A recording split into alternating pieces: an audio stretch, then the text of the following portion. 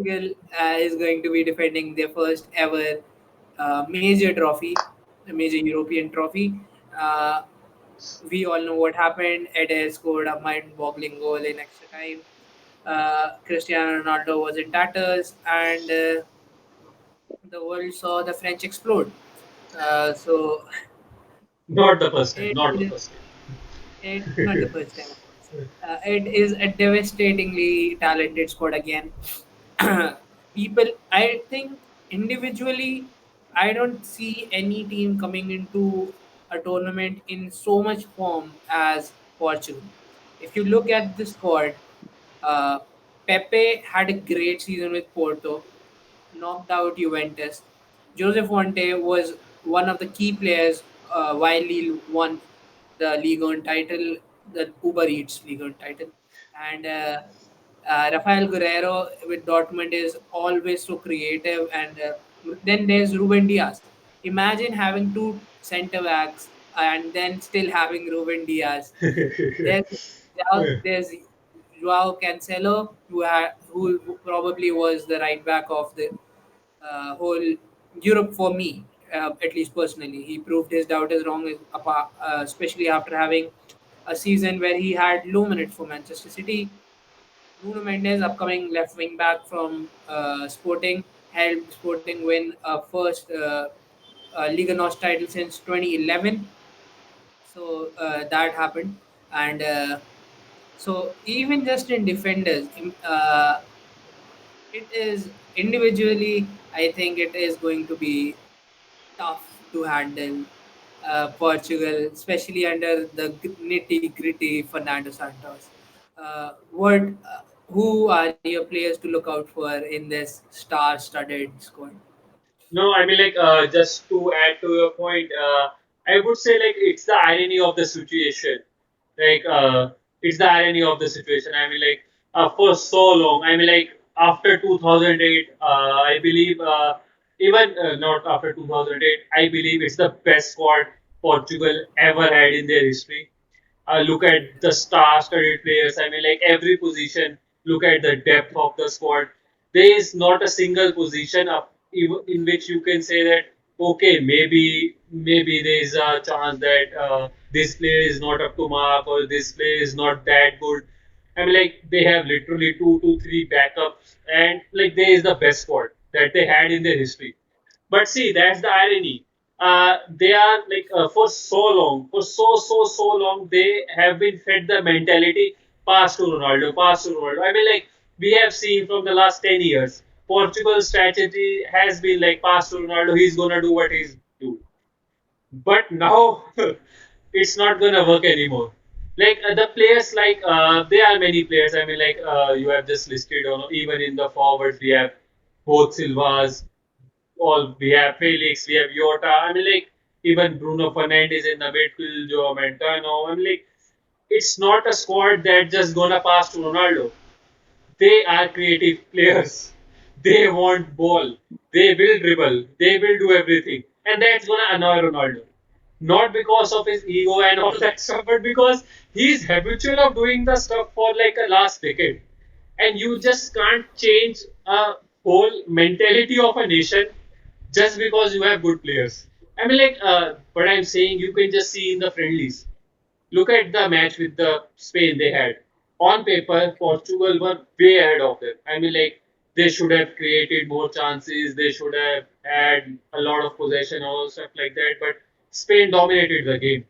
Even if for it was Alvaro's Morata's blunder, otherwise Spain would have won the game.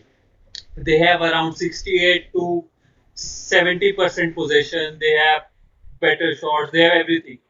So, I mean, like, although they have their best squad till now in their history, I don't think they're gonna go as far as people are expecting them to be. They're definitely not gonna defend it. They are definitely not gonna make even into semis. I mean, like, see, that's the problem.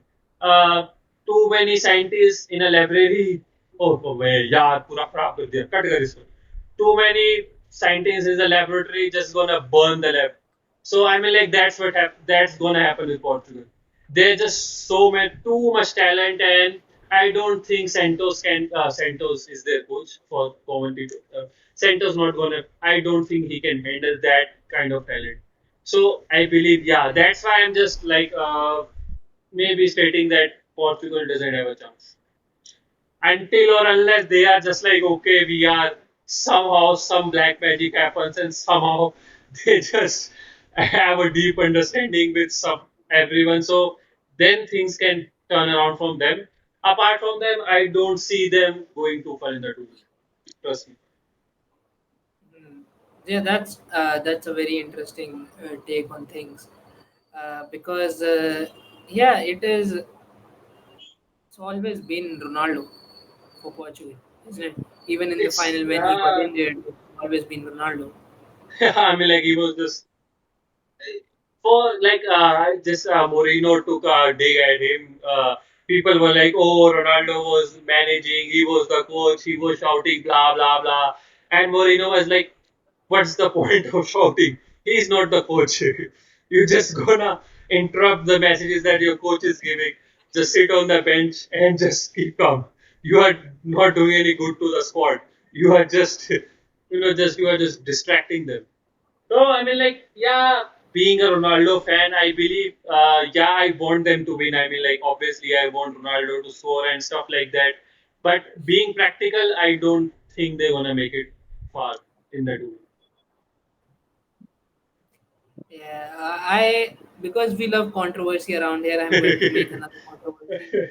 I think Portugal will go up to the semis, I guess. I'm not sure about the group stages and how the knockouts were going to work. We will be seeing that soon in our prediction video. So stay tuned for that. I just believe that it is really really exciting to see so many talented players. I think in one team. I don't think any team personally is in so much form. Andre Silva scored like 26 goals, breaking the Frankfurt uh, record for a season. Then there was João Paulinha, who of course who is playing Bruno Fernandes's role in Sporting pretty much and helped them win that glorious Liga NOS title this season. Renato Sanchez comes back in with yeah. a great goal against Lille, of course, being linked with Liverpool for a usual replacement. I think the only problem that you rightly so said was uh, Fernando Santos has this very defensive kind of a playing system, and the fact that even in with the squad like this, there is a chance that there might be a double pivot of Danilo Pereira and William Carvalho.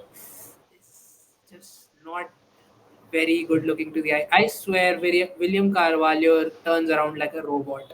That man is so slow. I'm very sorry to say that, but whenever I see him play, he's just so slow. I feel like I could beat him in a race while crawling. And I totally agree. it's just, yeah. I mean, if something changes, then that's something different. But you know, that is Jao Felix, Diego Jota, everybody is great. Like Pedro Gonzalez, Jao Paulinha, Pedro Gonzalez, of course, again another sporting player. Uh, Rafa Silva, Benfica winger, great season, had a great season. Was very rapid, of course, just in case if you need that extra pace boost from the bench. And I just yeah, I think they if you look at the squad on paper, they should make it to the semis. They really should. I'm just like I'm literally surprised. I mean, like we have literally talked for Portugal for about maybe 7 to 8 minutes, and we haven't mentioned Cristiano Ronaldo. We are Exactly. just Think about that. Think about that. We have not mentioned Cristiano Ronaldo while talking about Portugal. That shows how much within the 4 years the whole Portugal nation as a football in terms of footballing talent has burst up, and I just hope they do well. I mean, like I want them to do well, but my You just just don't see them doing well.